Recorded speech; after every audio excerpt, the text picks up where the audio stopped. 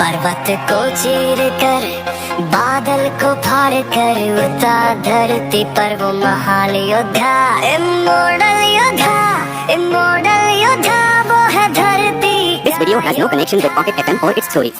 Here, the word Super Yodha represents a powerful warrior whose journey is explained in this story, and the names and places are imaginary, so if there is any similarities found, then it will be only termed as coincidence. As the entire story script is written and produced by a studios and voiceover by RJ Shiva, making a studios its sole owner, and therefore this video doesn't trigger any copyright disputes. We do not claim any ownership or copyright on Pocket FM's Super Yodha. इस video का Pocket FM या उसकी कहानियों से कोई संबंध नहीं है। यहाँ सुपर योद्धा शब्द एक शक्तिशाली योद्धा का प्रतिनिधित्व करता है जिसकी यात्रा इस कहानी में बताई गई है, और नाम और स्थान काल्पनिक है, इसलिए यदि कोई समानता पाई जाती है तो इसे केवल संयोग माना जाएगा। क्योंकि संपूर्ण कहानी स्क्रिप्ट यू स्टूडियोज द्वारा लिखी और निर्मित की गई है और आरजे शिवा द्वारा वॉइस ओवर किया गया है, जिससे यू स्टूडियोज इसका एकमात्र मालिक बन गया है, और इसलिए यह वीडियो किसी भी कॉपीराइट विवाद को ट्रिगर नहीं करता है। हम पॉकेट एफएम के सुपर योद्धा पर कोई स्वामित्व या कॉपीराइट का दावा नहीं करते हैं।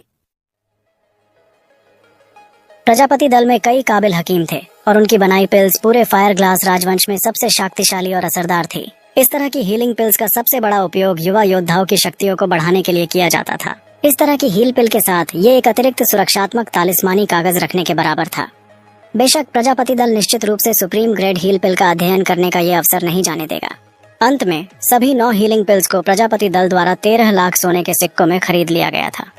फायर ग्लास राजवंश के इतिहास में ये पहली बार था कि 9 हील पिल्स को 13 लाख की आसमान छूती कीमत पर नीलाम किया गया था। इसके बाद दूसरी वस्तु की नीलामी की जाती है, आध्यात्मिक शून्य अंगूठी। ये एक रहस्यमय उल्कापिंड से बना एक अंतरिक्ष वलय है। इसके अंदर 100 वर्ग मीटर का स्पेस फैला हुआ है। इसकी शुरुआती बोली है 1 लाख सोने के सिक्के।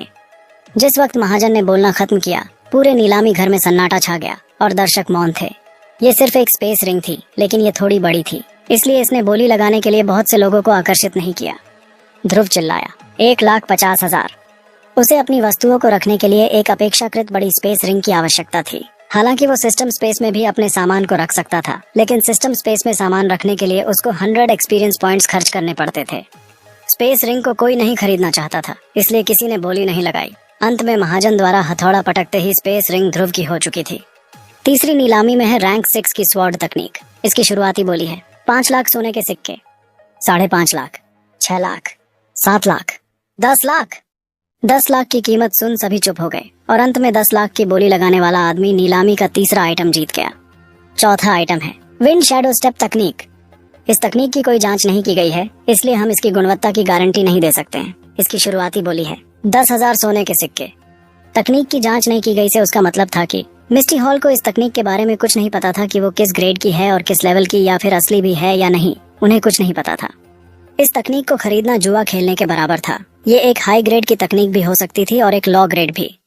30,000, 50,000, 1 लाख। हालांकि इसका मूल्यांकन नहीं किया गया था, फिर भी बहुत से लोग बोली लगा रहे थे और कीमत बढ़ती गई। ध्रुव ने सिस्टम की मदद से विंड शैडो स्टेप को देखा। तकनीक wind shadow step, great heaven stage level 1।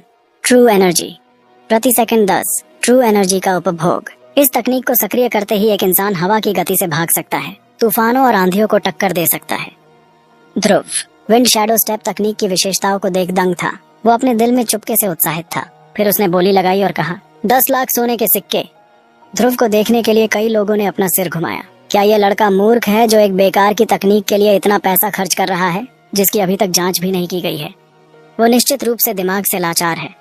10 lakh सोने के सिक्के एक तकनीक खरीदने के लिए जिसका मूल्यांकन नहीं किया गया है। बहुत खूब बच्चे। सभी लोग उसका मजाक उड़ा रहे थे और उस पर हंस रहे थे। 10 लाख की कीमत कम नहीं थी। यहाँ तक कि महाजन भी थोड़ा हैरान था। ये देखकर कि ये ध्रुव था, उसकी भौहें फड़क उठी, जो ये इशारा कर रही थी कि उसे इसे नहीं खरीदना चाहिए। हालांकि अब बहुत देर हो चुकी थी। ये पुष्टि करने के बाद कि कोई बोली नहीं लगा रहा था, महाजन ने हथौड़ा खटखटाया। 10 लाख सौदा।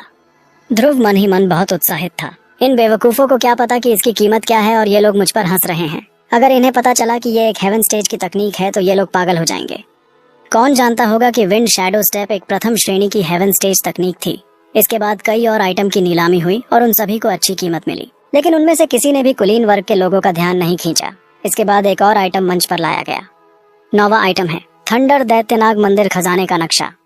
ये अमर थंडर दैत्यनाग मंदिर के खजाने का नक्शा है, जिसका मूल्यांकन नहीं किया गया है। इसकी शुरुआती कीमत है 50,000 सोने के सिक्के है। मिस्टी हॉल ने पहले ही इसकी पुष्टि कर ली थी। उन्होंने अपने कई लोगों को नक्शे पर दिए गए निर्देशों के अनुसार उस खजाने को खोजने के लिए भेजा था। लेकिन उन्हें वहाँ कुछ नहीं मिला। इसके अलावा खजाना तो छोड़ो, वहाँ उन्हें कोई ठंडर दैत्यनाग मंदिर जैसी जगह भी नहीं मिली थी। इसलिए उन्होंने अंत में इसे नीलाम करने का फैसला किया। थंडर दैत्यनाग मंदिर? मैंने तो इसके बारे में पहले कभी नहीं सुना। ये एक और बेकार चीज है, इसे फेंक दो, हमें नहीं चाहिए। 60,000, 80,000, 1 लाख, 2 लाख। इस नक्शे को लेकर नीलामी में मौजूद लोगों में ज्यादा उत्साह नहीं था, लेकिन फिर भी कुछ लोग इस पर दांव लगा रहे थे, शायद इस उम्मीद में कि यदि वो लोग दांव जीते तो उन्हें एक बहुत बड़ा खजाना मिल सकता था। ध्रुव के पास स्वर्ण कार्ड में 12 लाख सोने के सिक्कों के बराबर रकम थी। विंड शैडो स्टेप तकनीक खरीदने के बाद अब उसके पास केवल 2 लाख सोने के सिक्के बचे थे। उसने नक्शे को देखा और सोचा, पैसा मेरी कौन सी जेब से जाने वाला है। अगर पैसे की कमी पड़ी तो मैं इस स्वर्ण कार्ड को ही बेच दूंगा। 5 लाख सोने के सिक्के। तुरंत पूरा नीलामी हॉल शांत हो गया। बिल्कुल सन्नाटा छा गया था। उन सभी ने एक बार फिर से मुड़कर ध्रुव को देखा। उनकी नजरों में ये लड़का पहले से ही एक मूर्ख था। इसके बाद उस बेकार नक्शे के लिए किसी ने बोली नहीं लगाई और वो नक्शा ध्रुव का हो चुका था। नक्शे की नीलामी के बाद 10वें आइटम को मंच पर लाया गया। ध्रुव ने 1 कप पानी पिया और अपना गला साफ किया। उसकी अभिव्यक्ति भी उत्साहित हो गई थी, क्योंकि महाजन ने कहा, 10वां आइटम है सफेद दांतेदार बाघ का तालिस्मानी कागज। इनको 2 हिस्सों में बांटा गया है। प्रत्येक हिस्से में 4 तालिस्मानी कागज हैं और इनकी शुरुआती कीमत है 3 लाख सोने के सिक्के। लेकिन नीलामी शुरू करने से पहले मैं आप लोगों को बता, एक दिव्य तालिस्मान मास्टर द्वारा बनाए गए हैं। ये एक लेवल 5 के सफेद दांतेदार बाघ को छोड़ सकते हैं, जो पलक झपकते ही एक युद्ध मास्टर रैंक के योद्धा को मार सकता है। उसी समय महाजन ने एक तालिस्मानी कागज उठाया और ट्रू एनर्जी को सक्रिय किया और अचानक उसे हवा में छोड़ दिया। एक्टिवेट हो जाओ। एक खतरनाक सफेद दांतेदार बाघ चिंगाड़ते हुए तालिस्मानी कागज से बाहर निकला और गर्जना की। उसकी खतरनाक घनी आभा पूरे नीलामी हॉल के कोने कोने में फैल गई थी। पूरे नीलामी हॉल में पसरे सन्नाटे को चीरते हुए अचानक महाजन की आवाज सुनाई दी, चलो दोस्तों, बोली लगाना शुरू करो। 5 लाख सोने के सिक्के, 8 लाख सोने के सिक्के। ब्रह्मा मार्शल आर्ट्स दल वालों ने बोली लगाई। 10 लाख सोने के सिक्के। राजकुमार रत्न सूर्य उर्फ सूर्यवंशी की ओर से बोली लगाई गई। 15 लाख सोने के सिक्के। प्रजापति दल वालों ने बोली लगाई। 20 लाख सोने के सिक्के। वैदिक दल वालों ने बोली लगाई। सभी लोगों द्वारा एक से बढ़कर एक बोली लगाने से ये तुरंत 50 लाख तक पहुंच गई। ध्रुव इस वक्त दंग था। उसे उम्मीद नहीं थी कि बोली इतनी बढ़ जाएगी। आखिरी 50 लाख की बोली वैदिक दल द्वारा लगाई गई थी और उनके बाद किसी ने अधिक बोली नहीं लगाई। महाजन ने उत्साह से कहा, 50 लाख 1, 50 लाख 2 और 50 लाख 3। सौदा। इसके बाद उसने दूसरे तालिस्मानी कागजों का हिस्सा बाहर निकाला। दोस्तों, तालिस्मानी कागजों के इस हिस्से में 4 तालिस्मानी कागज है। इन सभी में अलग अलग विशेषताओं की शक्ति भरी हुई है, जैसे कि वायु, भ्रम और जल। इनमें से 2 भ्रम और 1 वायु और जल विशेषता के तालिस्मानी कागज हैं, जो एक युद्ध आत्मा रैंक के योद्धा को भी तुरंत मार सकते हैं। और इन चारों तालिस्मानी कागजों को एक तालिस्मानी मास्टर द्वारा बनाया गया है। फिर महाजन जोर से हंसा। मैं आप लोगों को एक रहस्य बताता हूँ। हील पिल भी इसी गुरु द्वारा बनाई गई थी। ये सुनकर सभी लोग दंग रह गए। क्या ये तीनों विशेषताओं वाले तालिस्मानी कागज एक ही व्यक्ति द्वारा बनाए गए हैं? नहीं यार, उसने कहा कि हीलिंग पिल्स भी उसी ने बनाई थी। इसका मतलब वो एक हकीम भी हैं। क्या ऐसा हो सकता है कि उसकी हड्डी 2 सितारा वाली हो?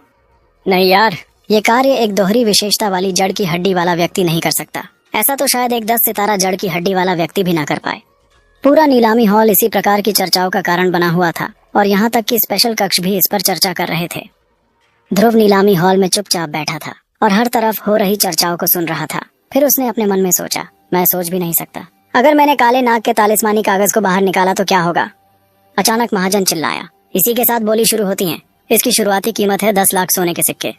सफेद दांतेदार बाघ के 3 दिनों के प्रचार ने पहले ही पूरे फायर राजवंश में सनसनी मचा दी थी और कई लोग तो इसी के लिए आए थे। 20 लाख सोने के सिक्के, 30 लाख सोने के सिक्के, 50 लाख सोने के सिक्के। ब्रह्मा मार्शल आर्ट्स दल वालों ने बोली लगाई। 60 लाख सोने के सिक्के। राजकुमार रत्न सूर्यवंशी की ओर से बोली लगाई गई। 65 लाख सोने के सिक्के। वैदिक दल वालों ने बोली लगाई। 70 लाख सोने के सिक्के। मुझे लगता है कि सर्वजीत शौर्य टाइम पास करने यहाँ आया है। प्रजापति दल वालों ने बोली लगाते हुए सर्वजीत का मजाक उड़ाया। 1 करोड़। अचानक ब्रह्मा मार्शल आर्ट्स दल वालों ने बोली लगाई। लेकिन कोई भी ऐसे दुर्लभ हथियार को नहीं छोड़ना चाहता था, इसलिए बोलियां ऐसे ही घटती बढ़ती रही। अचानक दूसरे स्पेशल कमरे से एक मीठी आवाज आई। स्वर्ग दल 20 आत्मा पत्थरों की बोली लगाता है। जैसे ही सभी लोगों ने उसकी आवाज सुनी, पूरे दर्शक हैरान रह गए। क्या स्वर्ग दल के लोग भी यहाँ हैं? क्या ये लड़की सच में स्वर्ग दल से है? उसी समय स्पेशल कमरा नंबर 10 से एक आवाज आई। अंधेर नगरी 30 आत्मा पत्थरों की बोली लगाता है। अंधेर नगरी का नाम सुनते ही एक बार फिर दर्शकों के बीच शोर मचने लगा। आखिर यहाँ चल क्या रहा है? डेविल दल का अंधेर नगरी भी यहाँ है? क्या हुआ? वो लोग अचानक शहर क्यों आए हैं? उन्हें तो इंसानों से नफरत है और इंसानी बस्ती से भी। फिर वो लोग यहाँ क्यों आए हैं? डेविल दल की ताकत अत्यंत शक्ति